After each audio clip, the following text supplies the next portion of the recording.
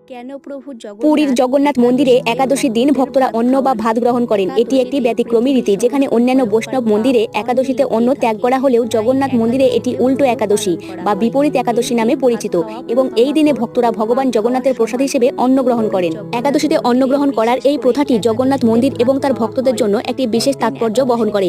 এই দিনে ভগবান জগন্নাথ স্বয়ং তার ভক্তদের অন্ন গ্রহণ করার অনুমতি দেন, যা অন্যান্য একাদশীর উপবাসের নিয়ম থেকে ভিন্ন। সাধারণত একাদশীর দিনে সকল প্রকার শস্য এবং ভাত খাওয়া নিষিদ্ধ, তবে জগন্নাথ মন্দিরে এর ব্যতিক্রম দেখা যায়। এই দিনে ভক্তরা ভগবান জগন্নাথের কাছে প্রসাদ হিসেবে অন্ন নিবেদন করেন এবং তা গ্রহণ করেন, যা তাদের কাছে পরম ভক্তির নিদর্শন। একটি শ্রদ্ধেয় কাহিনী অনুসারে একবার ভগবান ব্রহ্মা জগন্নাথ পুরীতে এসেছিলেন। ভক্তিতে পরিপূর্ণ হয়ে তিনি ভগবান জগন্নাথের মহাপ্রসাদ গ্রহণ করতে আগ্রহী হয়েছিলেন, তবে সমস্ত নৈবেদ্য ইতিমধ্যে বশীভূত হয়ে গিয়েছিল।